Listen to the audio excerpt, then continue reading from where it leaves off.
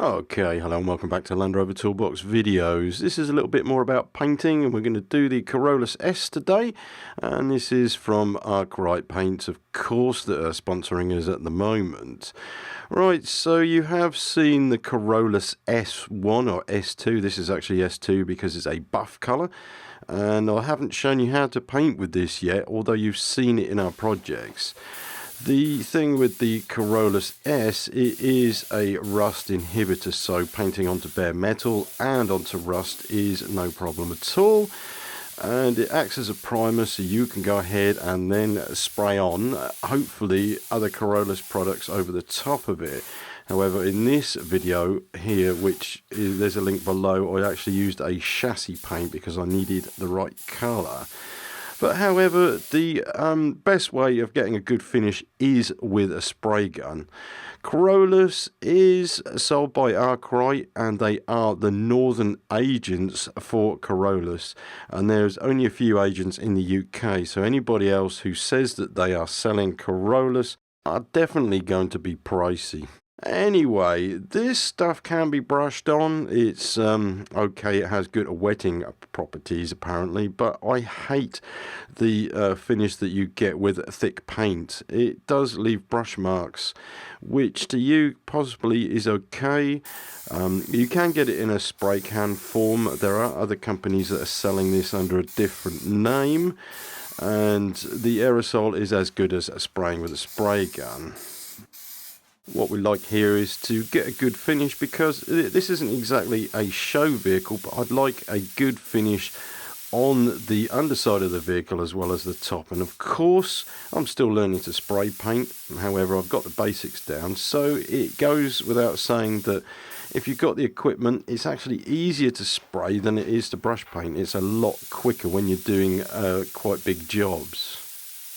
So basically what we have to do today is show you how to paint a galvanized bumper.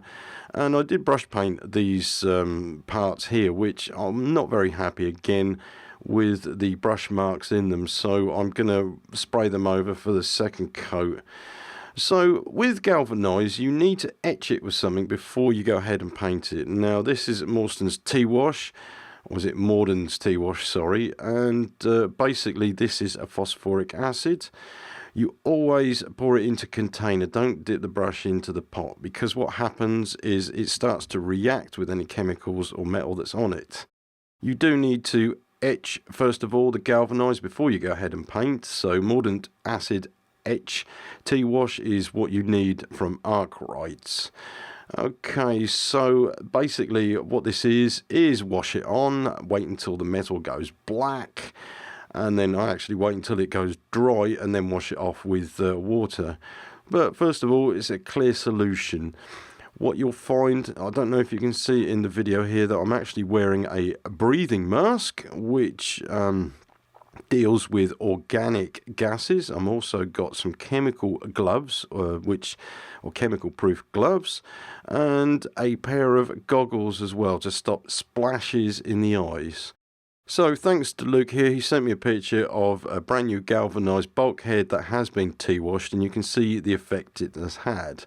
Also thanks to Richard on Facebook, who sent us this galvanized bumper. Now you can see it's already reacting. Older galv won't go the same way because it's weathered, and if it's got contaminants on it, like you can see, it will not etch at all. Just on the edge of the bumper here, you can see there is some sort of contaminant on the surface.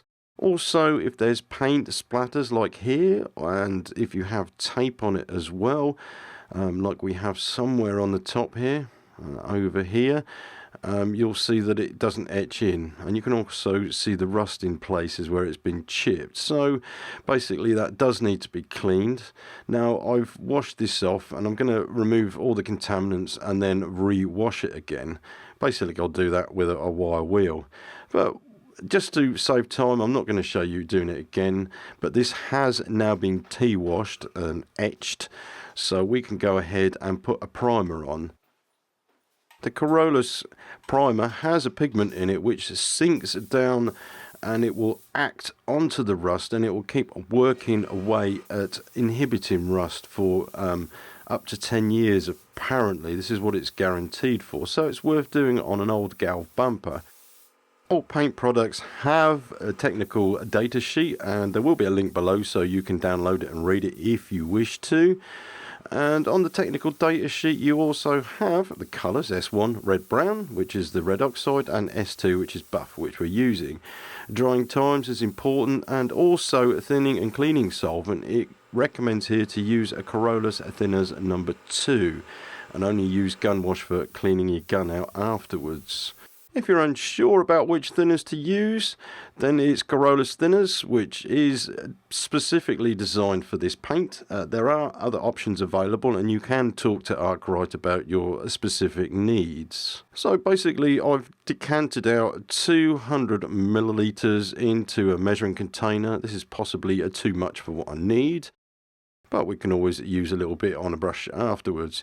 Anyway, just a little tip here. If you have large containers of thinners, and it's best to decant it first into a measuring cup and then pour it more accurately into your primer. So basically what it says here, conventional spray, up to 10% of Corroless thinners number 2 should be added. However, this is a cold day. It's almost 5 degrees centigrade in the workshop, and I'm doubling this to 20%. So 20% will be 40 millilitres of thinner. These measuring cups do have percentages and you can work it out quicker, but obviously if you're good at maths it doesn't matter. I would say that large containers, always make sure you have the containers back on them straight away.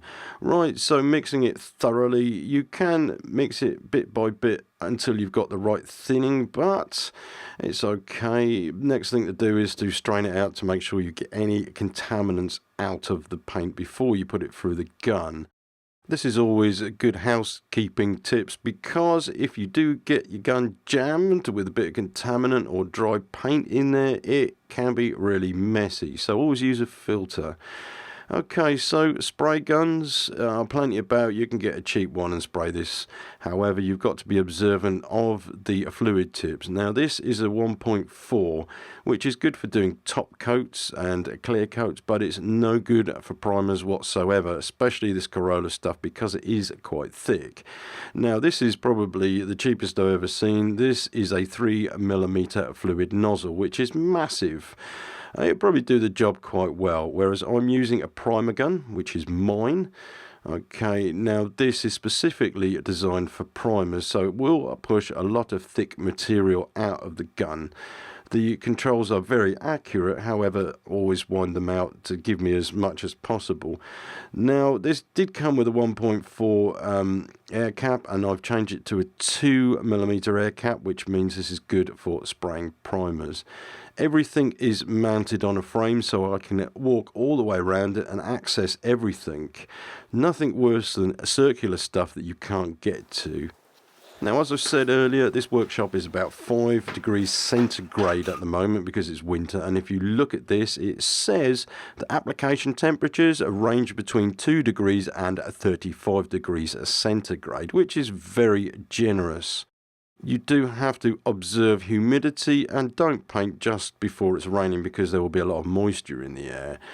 But basically this should paint okay. Now if you paint something, sometimes you can get drips because it is not drying quick enough when you spray it on.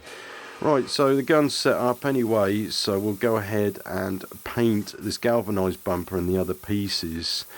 This comes out of the gun very well, surprisingly, because it does start off quite thick until you've thinned it down.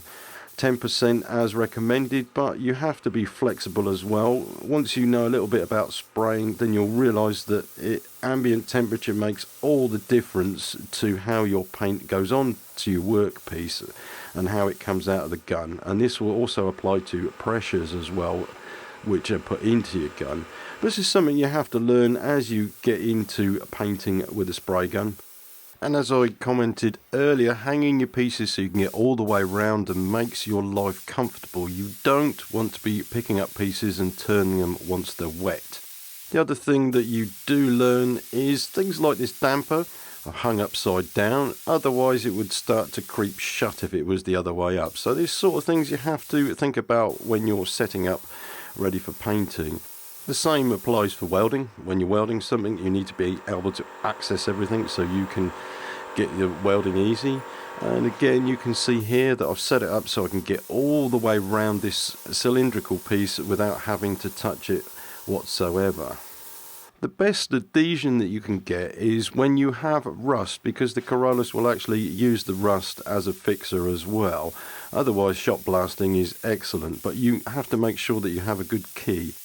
That will either be a mechanical key or an etch, like the etch primer. And before you ask, I did actually chuck this piece in because I had some paint spare. So emptying out the gun, there's about 60 millilitres left, which isn't actually brilliant because I overestimated. As I said before, 200 millilitres was actually a little bit too much. However, what I'll do is I'll keep this in a pot and use it for brush painting or something later. One thing I'd like to make you aware of, and I'm showing you the lights here in the workshop, and you can see the workpiece from this side is actually quite bright and you can see everything. And I'll just walk around there and look, this part here is actually quite dark, and I'm having a look at my workpiece and surprisingly there is a mistake on it. There is a piece missed. The reason for that is because there's not much light behind the work, and always when you're painting, I'll show you this is what it looks like, it's quite dark. If you throw some light on the subject, then that makes a big difference. So this is another thing to consider. Now, I've just put a light on there and you can see the difference it makes. You can actually see what you're painting. Again, light on, you can see your work. Light off, it's a lot more difficult to see what you're doing. So this is another thing to consider while you're working. So after 2 hours, the work is touch dry. You can see that I'm touching the work, and it feels as though I can now take it into the house because the temperature has dropped tonight. So I'm putting it on the living room floor with a little bit of extra heating in the room. Nobody's about tonight, so they're not going to get bothered by the paint fumes. And by the morning, that'll be halfway decent, so I can give it another coat. Corroless products always work best with Corroless products, and you can see the next one here is Corroless glass reinforced top coat. You've probably heard of that somewhere else, glass reinforced paints. And this one, of course, is applied suitable with a Corroless primer. So we're going to paint some of our steering gear in this paint.